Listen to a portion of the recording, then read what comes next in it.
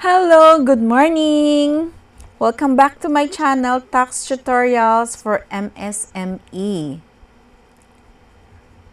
Ang aking i-share sa inyo ngayon ay taxpayer na ang kanyang line of business ay apartment for rent. Ang kanyang tax types ay quarterly percentage tax, Form 2551Q, quarterly income tax, Form 1701Q, and annual income tax, 1701 or 1701A.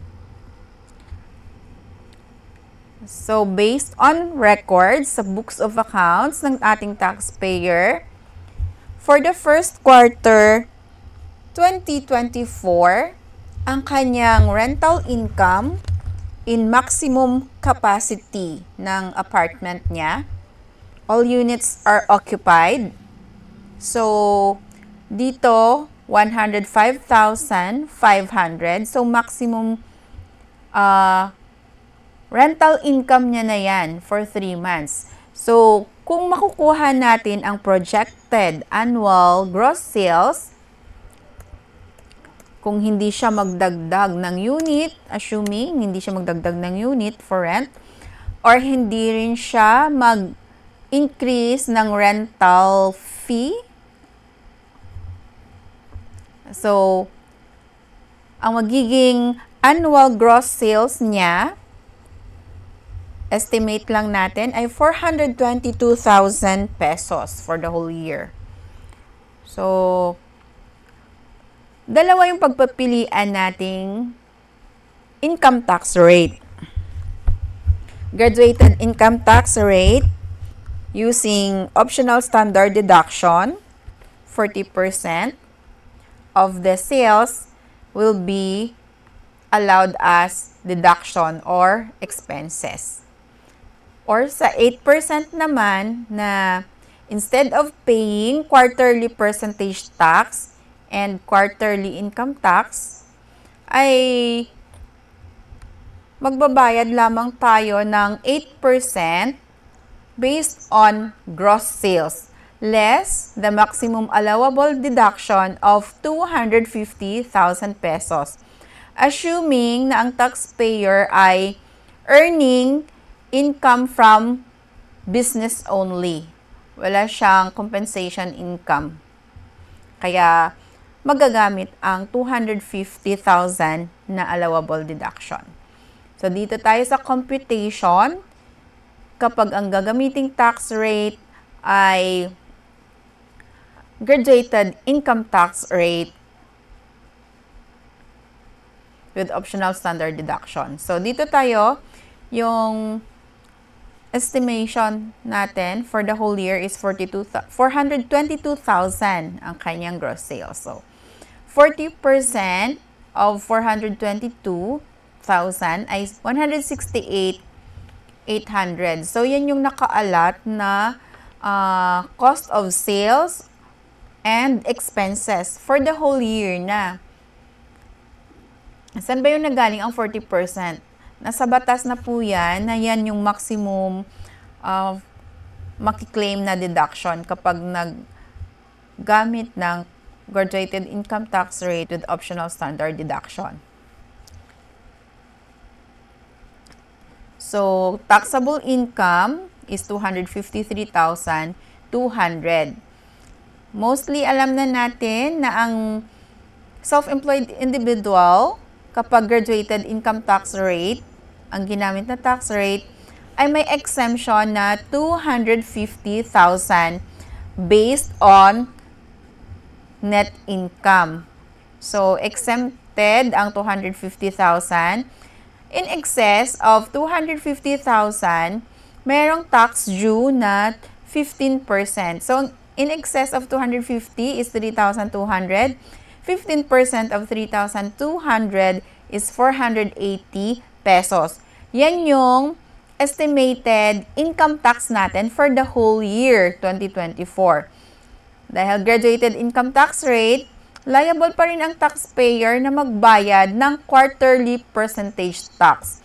That is 3% of the gross sales. So, i-multiply lang natin yung quarterly gross sales by 4 and then multiply for 3%. Yan na yung total percentage tax payable to Bureau of Internal Revenue. So, total taxes payable, i-add ang percentage tax and income tax. Total is 13,140.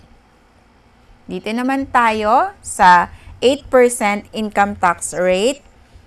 Same ang ating assumption na ang projected annual gross sales niya ay 422,000 less the allowable deduction na 250,000 pesos. Ang net taxable income is 172,000 pesos.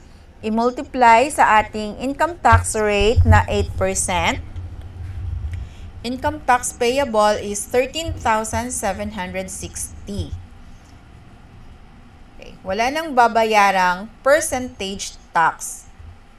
Total taxes payable natin is the same, 13,760.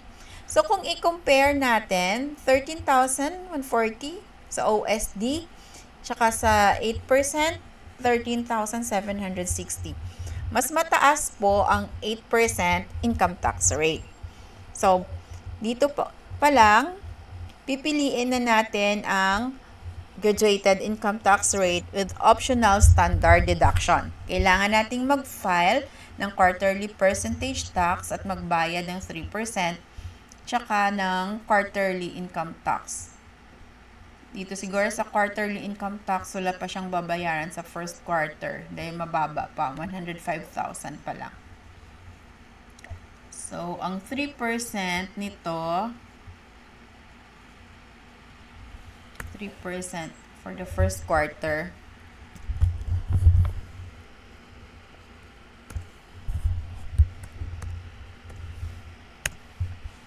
oh, 3,165 pesos ang babayaran niya for the first quarter. Ay, sorry. Bakit ko dinagdagan?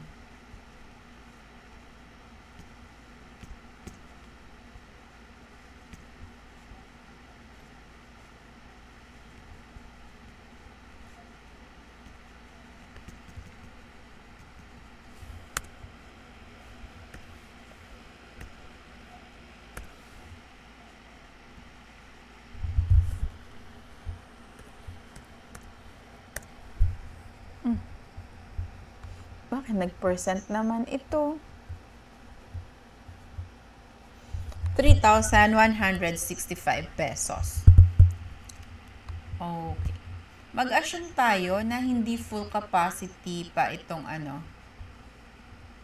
May times na hindi mapupuno yung kanyang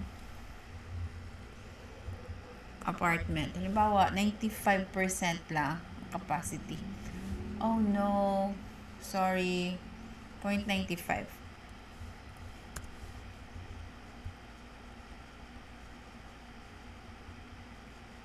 $240 exempted siya kapag ganyan. So, ang babayaran lang ay percentage tax. 12,000. 27. Pareho lang sila ng babayaran. Mas mababa pa rin yung OSD. So, kung nasa around 400,000 ang annual gross sales, I suggest na gumamit kayo ng graduated income tax rate with optional standard deduction. Balik natin.